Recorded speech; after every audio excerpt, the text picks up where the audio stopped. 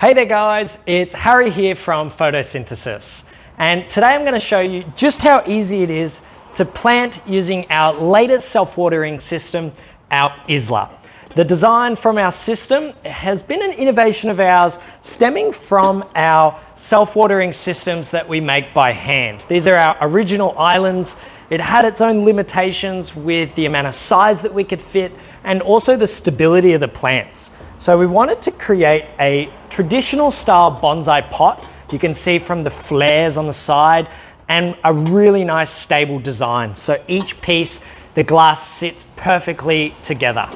So what we have here is a beautiful juniper bonsai tree. And today I'm going to be planting one of these in the Isla system. You can plant pretty much anything in the system. We have a beautiful variegated peace lily here. This is probably, breaking up to the size of the system and showing you pretty much how extravagant we can really go. And this has still got a fair bit more to grow. Beautiful shaped juniper bonsai tree. This has been shaped really simply just by having a stake through the middle, and the plant's been twisted around the stake as it's grown, and it's created this beautiful S-shaped bonsai style. We're using a 140mm pot. The 140mm I find nearly always will fit in the Isla system. So it's like if you're shopping for a plant to go into your system, this size pot's really good. We do have pots that are like 200mm and bigger.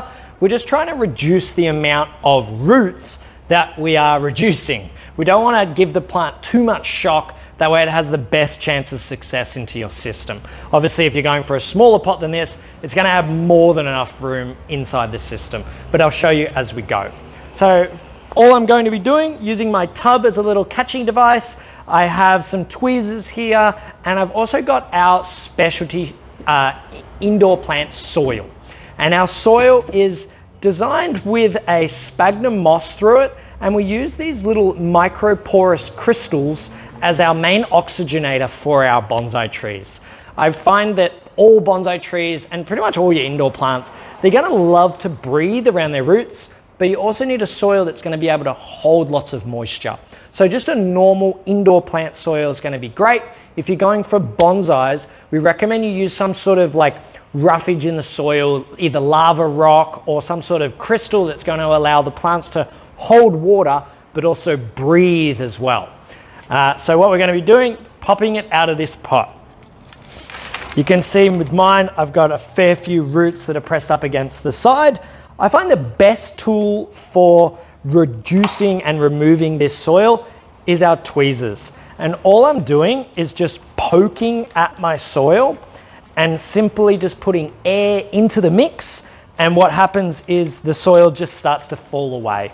If you've got a really heavy root system, mine's quite heavy. I've obviously had heavier before, but it's just about time. You just take your time, enjoy the process of the root reduction. And you'll find that we're not really trimming the roots. We're more just raking and trying to take off anything that's just sort of sitting there not really doing anything for the plant. And I think of it like survival of the fittest. So I'm brushing the roots, poking away in here. Anything that falls, we didn't really want it anyway. It's just something that's kind of hanging in there. The main roots we're really trying to keep are these more branch structural roots, things that are really providing a nice amount of nutrients and water for our plant. So I'm just poking away. This is quite a therapeutic part of the planting, and it's something that we want to be a little bit gentle. I've definitely unalived a lot of bonsai trees by going a little bit too hard in this section. And the junipers are a really great variety because they're really hardy in their root systems. Some plants, like the plant behind me, we have a jaboticaba tree. They can be a little bit fussy in their roots, and we're really trying not to reduce the roots too heavily to get them to thrive once they hit the system. So I'm just getting them all the way off. Think of it like brushing your hair. We have lots of little knots that might be in here, and I'm just simply pulling the roots down along. And then now I've got a really nice loose oxygenated root system.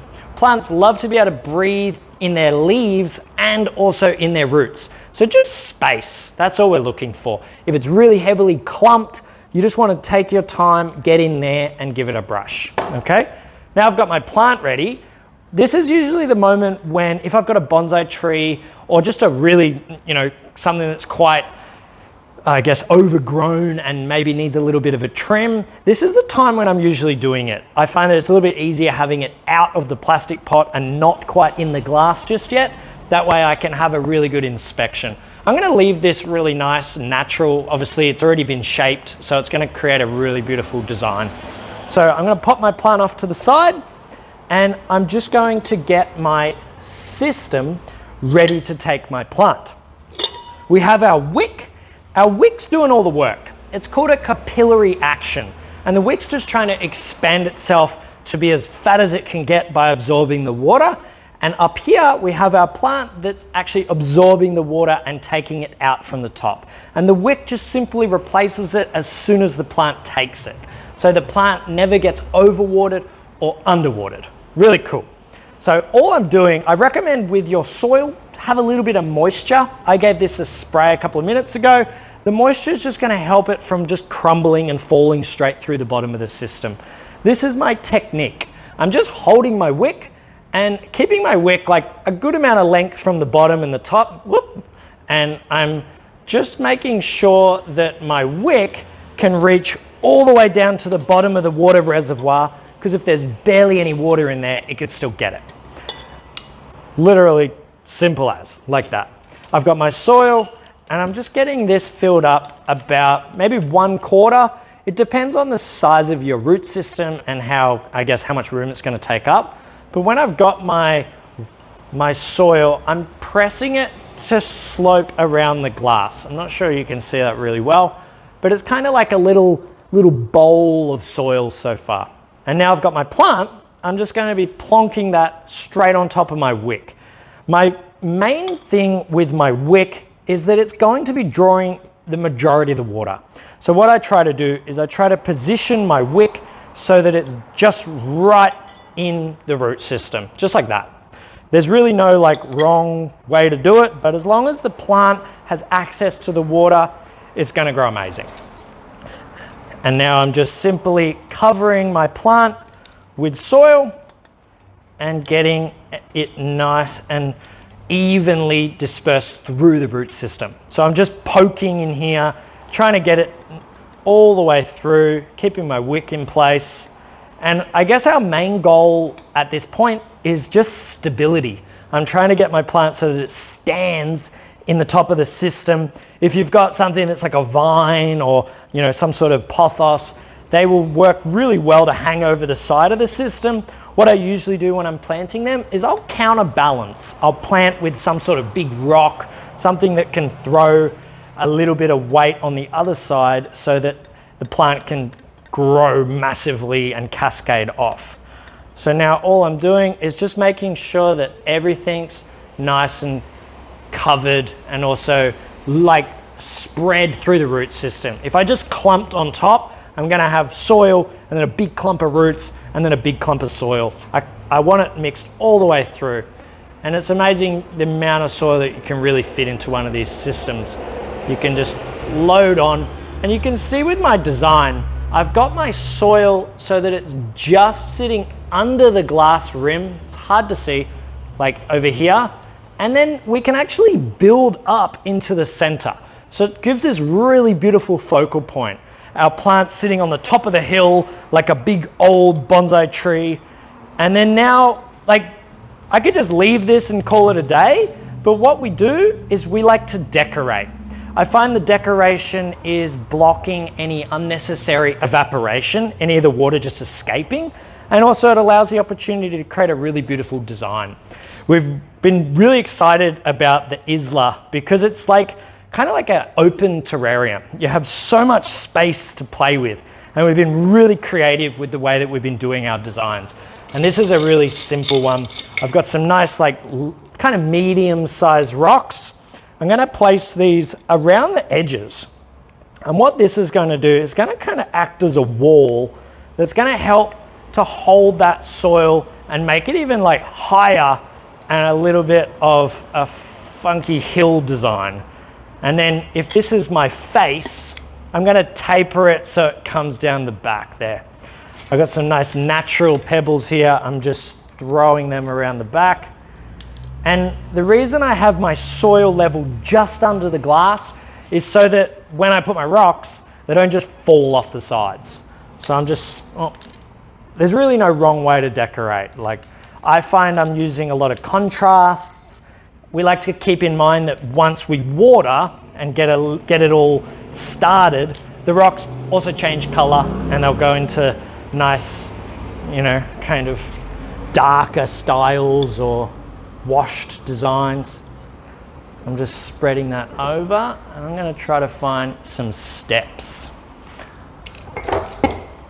All right. These are our famous staircase marble stones. And we just start at the bottom, and we're going to work our way up. Just chucking them on. This one's like El Natural, my tree's in the way. There we go. And now I'm going to just use some filler on the sides. And now I'm starting to get a really cool, unique design. I'm noticing that my wick is maybe a little bit short because I pulled it over, but because it's situated across my tree, I can just yank this down and it's not going to cause any problems. And now that's got a really nice length to reach all the way down to the bottom of the water reservoir. I'm going to go for like a bit of pinky stones on one side and see how we're looking. We've been playing around with a lot of little doors, hobbit houses. These kind of styles are just getting really creative with the different gardens that we can make on the top here. And the idea is that it's like a little timepiece. Your little island on the top here is just going to continue to develop. So whatever you put, it's just going to stay. So take your time, make something really cool. And if you don't like it, just take it off and do it again. I think I like these.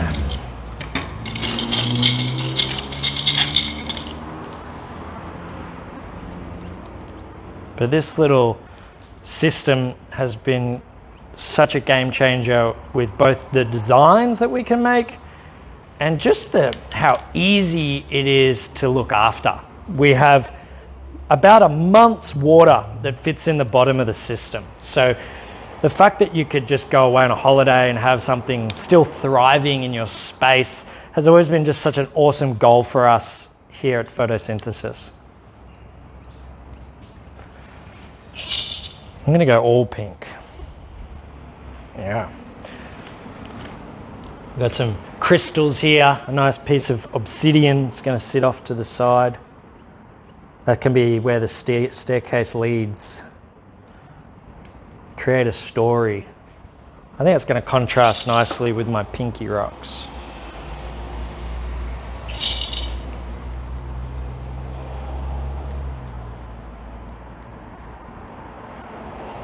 It is hot and humid. I'm sweating. All right, so we have our tree planted, our wick in place, everything's ready to go, but all we need to do is get it started.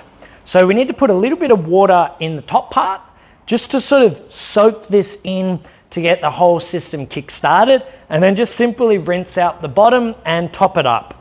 Now we need to get the whole thing working. So I'm going to take it over to the sink. We're going to put a little bit of water in the top part, and then we're just going to give this a rinse and fill it up to the perfect water level. Our perfect water level is where the glass curves. We want to make sure that our wick is touching the water, but all of our soil, we don't want it just to be sitting in water. Our soil, it's not going to be a problem, but some soils will decay if they've got just too much moisture. So this is the part, I get my tap on a little bit of a low tap setting. Sometimes I can wash off all of my decorations. And now I'm just doing a really light soaking across the top. And then just rinse this out.